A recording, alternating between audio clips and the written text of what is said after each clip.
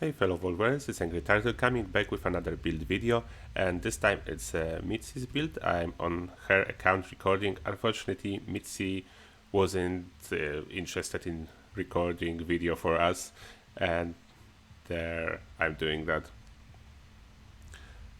This build, it's basically the Western style, perfectly suited to the today's week Atomic Shop sales, but actually the items that Mitzee is using are not from Atomic Shop. And this build is basically no VATS, no stealth, as she usually play on a team, most often with me. But as you can see, after I kill first couple super mutants, adrenaline will kick in, and yeah, I'm still using the VATS, I'm not as good without it. After adrenaline kick in, those super mutants are one shot. Before adrenaline will kick in, they still one shot if you can headshot them. And it's not always so easy, at least not for me. I'm used to VATS too much, it's why I'm not playing too much of the nuclear winter, but I can sometimes pull a headshot if they're not moving. They're moving, it's much harder.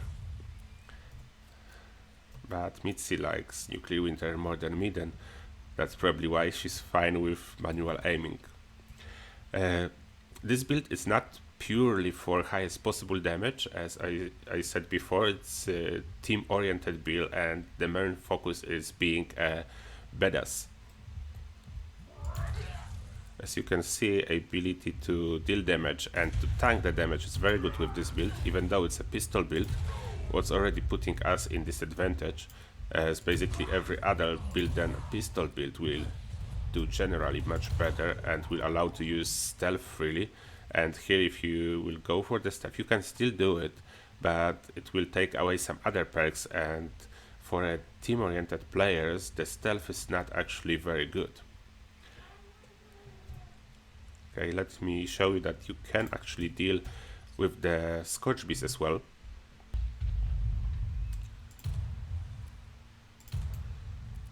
Unfortunately, explosive weapon is not the best to actually fight Scorch Beast, as those tend to have some resistance to explosions. But it's good enough to actually kill a Scorch Beast and deal with all those Scorch without any issue. One is behind me. Where this Scorch disappeared. VATS for help only. Even VATS don't want to help me. Yeah, here he is. And one more. Now the Scorch Beast. It's flying there. If I... Oh, my aim is terrible. Should probably just use VATS, but I'm trying to show off the Mitzee's build, and I should avoid using VATS.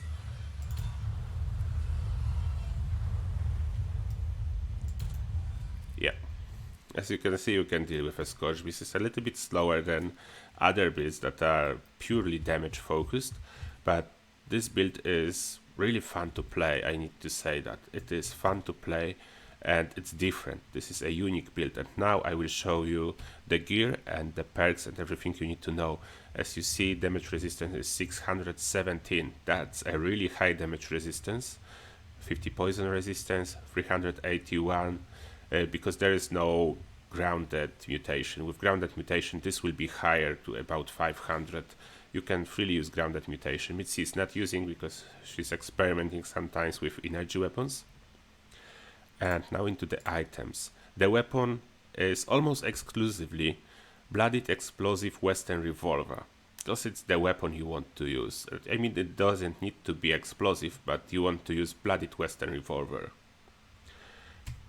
Next, about the outfit and stuff. The outfit is Western outfit and chaps and black cowboy hat. Shielded casual is not important, it's mainly to farming experience plus free intelligence. You can use any under armor really of your liking with this build. The backpack is armor plated for additional damage resistance, and the gear is full set of bolstering. The chest piece is scout with poison resistance and picking locks, that doesn't matter too much. and it's dense torso, then explosions are totally irrelevant. Left arm, it's as well bolstering scout with increased action point refresh speed, and again picking locks. Left leg, it's again scout, this time with 1 charisma and junk weight reduced by 20%. And right arm is metal, because she didn't found a bolstering scout yet to fit to the set. And this one is with poison resistance and ammo weight reduced.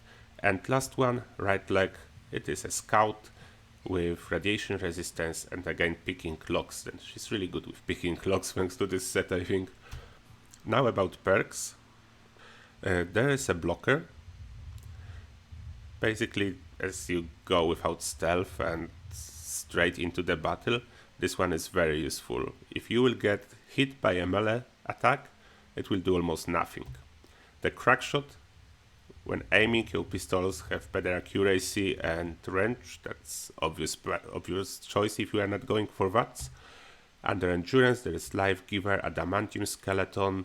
Adamantium Skeleton is actually really nice on the build where you plan to tank some damage, and Fireproof to 100% remove all damage from explosions, including your pistol. If you shoot from too close, thanks to this perk, you will not do any damage to self. Unfortunately, since last 2 patches, you will still damage your armor. You should keep that in mind.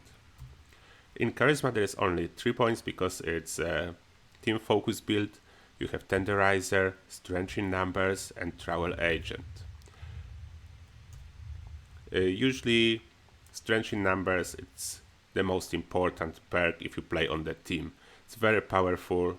It's your equivalent of Lone Wanderer for solo players, and I think it's even stronger than Lone Wanderer and costs just 1 point.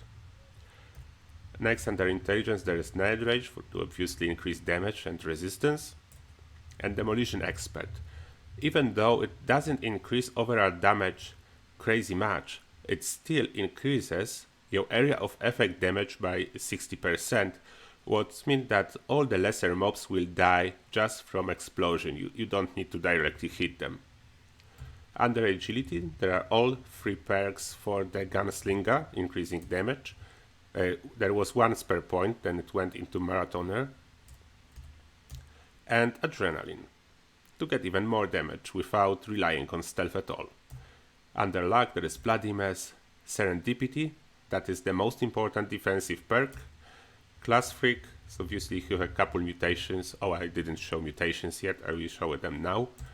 And Stargins to keep mutations, good with Salt if you plan to keep some food, but she's rotating it with other perks like Pharma she's using for farming Super Duper, and sometimes I think Scroucher maybe.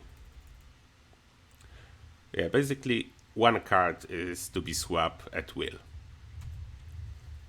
If you want to go with this build solo, then obviously you can reduce 3 points from luck, add some to charisma to have Lone Wanderer, and some other perks if needed.